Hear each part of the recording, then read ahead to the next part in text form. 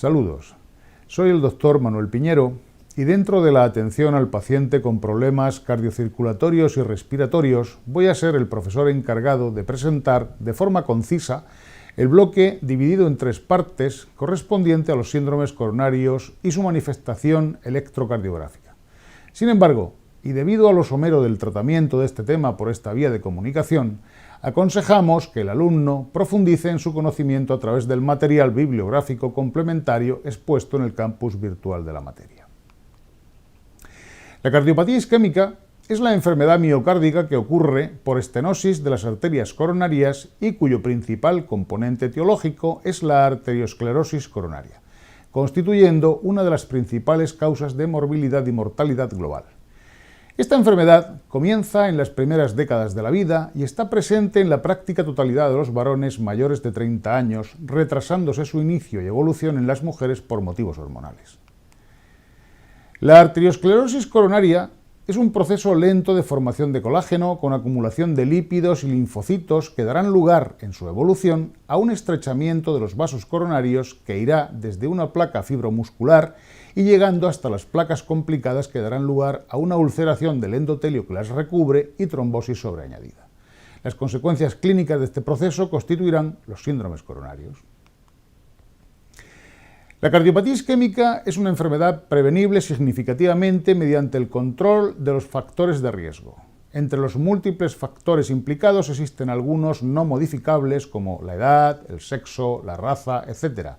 Pero hay otros sobre los que sí podemos ejercer nuestro control y en ellos se encuentran los que constituyen el denominado síndrome metabólico y que incluye la asociación de los factores de riesgo cardiovascular más importantes, además del tabaquismo.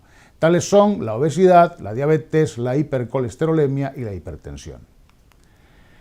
Los síndromes coronarios se clasifican en síndromes coronarios crónicos, en los que se incluyen la angina de esfuerzo y la isquemia silente, y síndromes coronarios agudos, los cuales se pueden presentar sin elevación del segmento ST, los denominados como SCASEST, dentro de los cuales se encuentran la angina inestable y el IAM-NO-Q.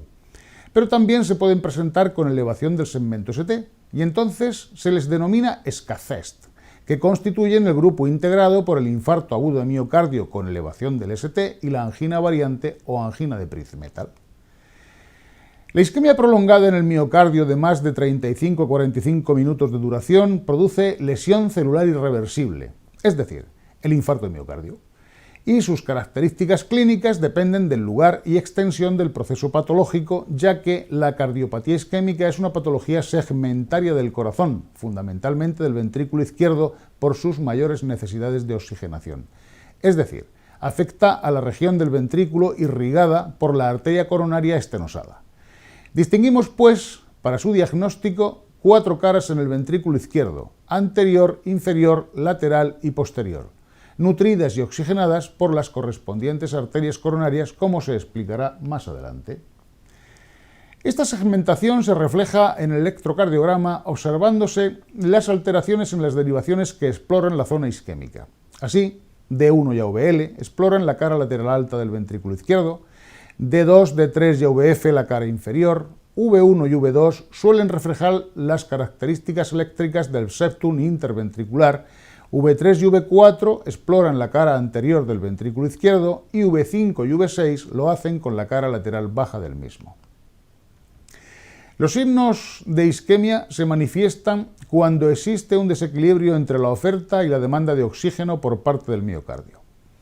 La isquemia miocárdica provocará cambios de polaridad y morfología de la onda T y del segmento ST, sin cambios significativos en el QRS. Sin embargo, la necrosis suele acompañarse de cambios evolutivos en la onda T y el ST junto con el desarrollo de ondas Q patológicas.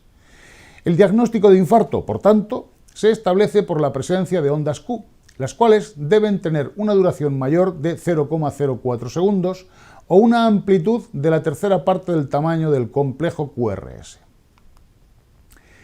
En la cardiopatía isquémica se pueden diferenciar 3 estadios o fases: la isquemia, la lesión y la necrosis. La isquemia se caracteriza por alteraciones en la onda T y en función del fragmento de pared miocárdica afectada podremos distinguir entre isquemia subendocárdica e isquemia subepicárdica. El diagnóstico electrocardiográfico de la isquemia subendocárdica se basa en la presencia de ondas T altas, picudas y simétricas.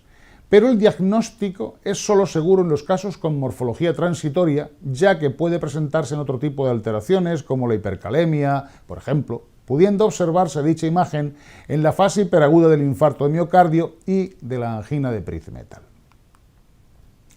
En el caso de la isquemia subepicárdica, su diagnóstico electrocardiográfico se basa en la existencia de ondas T aplanadas o negativas de ramas simétricas. Suele tratarse de una morfología persistente que puede observarse en la fase crónica del infarto de miocardio y en la enfermedad coronaria crónica sin infarto previo. En el siguiente estadio se entiende por lesión el carácter agudo de un infarto y se traduce por alteraciones en el segmento ST que pueden ser supradesniveles o infradesniveles, por encima o por debajo de la línea basal en función del fragmento de pared miocárdica afectada por la lesión, pudiéndose distinguir también entre lesión subendocárdica o lesión subepicárdica, también llamada transmural. El diagnóstico de lesión subendocárdica se basa en la presencia de un segmento ST infradesnivelado. Se considera que existe infradesnivel del segmento ST cuando se encuentra al menos a 2 milímetros por debajo de la línea isoeléctrica en derivaciones precordiales y a 1 milímetro en el resto de derivaciones. Sin embargo, el infradesnivel del segmento ST no es muy específico, ya que podemos encontrarlo en distintas situaciones: pacientes con insuficiencia coronaria crónica y aguda, pacientes con infarto subendocárdico, y además representa el criterio electrocardiográfico habitual durante una prueba de esfuerzo positiva para isquemia miocárdica. Por tanto, habrá que correlacionarlo con la clínica y con las pruebas complementarias practicadas. El diagnóstico de lesión subepicárdica o transmural se basa en la presencia de un ST supradesnivelado, mayor de 2 milímetros en derivaciones precordiales y mayor de 1 milímetro en el resto. Se suele acompañar de dolor torácico y otras manifestaciones clínicas típicas y refleja una isquemia miocárdica aguda y grave. Suele presentarse en el infarto agudo de miocardio con elevación del ST y MEST y también en la angina de Prinzmetal secundaria a espasmo coronario. Pero en este último caso la imagen es transitoria, normalizándose entre unos segundos y unos pocos minutos. También en el estadio de necrosis miocárdica tendremos que distinguir entre subendocardio y subepicardio o transmural. En el infarto subendocárdico apreciaremos durante la fase aguda cambios, depresiones, en el segmento ST y la onda T, habitualmente lesión subendocárdica, sin cambios en las características del complejo QRS. Es por ello por lo que se denomina IAM no Q. Sin embargo, cuando la necrosis afecta al miocardio subepicárdico, hablamos de infarto transmural, que se caracteriza por el desarrollo de ondas Q patológicas denominadas Q de necrosis. Las ondas Q patológicas de necrosis muestran una serie de características: duración superior a 0,04 segundos, es decir, 1 milímetro. Si va seguida de una onda R, su amplitud será de al menos el 25% de la R. En su rama descendente observaremos melladuras y su inscripción es lenta. La onda Q de necrosis no aparece inmediatamente después de haberse instaurado el infarto, sino que aparece horas después de iniciarse la lesión y de mantenerse esta, como reflejo de la destrucción de las células miocárdicas. Esta onda Q de necrosis persistirá en el tiempo como manifestación de los cambios en la despolarización de las áreas cicatriciales que fueron lesionadas. Existen una serie de cambios electrocardiográficos en la evolución temporal del infarto agudo de miocardio con elevación del segmento ST.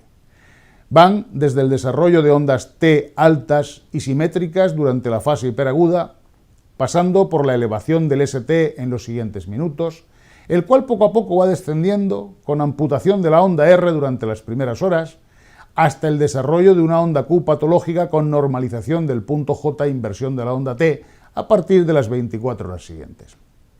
Finalmente, si las condiciones son favorables, tras el primer mes, la onda T podrá normalizarse persistiendo la onda Q como reflejo de la cicatriz. Es importante saber que como patología segmentaria que es, las alteraciones en los grupos de derivaciones electrocardiográficas que nos dan un diagnóstico topográfico, como ya vimos anteriormente, reflejan las alteraciones isquémicas de las coronarias con las que se correlacionan. Así, los infartos inferior y posterior se relacionan con alteraciones de las arterias coronarias derecha y circunfleja. El anterior lo hace con la descendente anterior y el lateral con la descendente anterior y la primera obtusa marginal. Si la obstrucción de la coronaria derecha ocurre en un tronco proximal, la afectación también alcanzará al ventrículo derecho. Muchas gracias.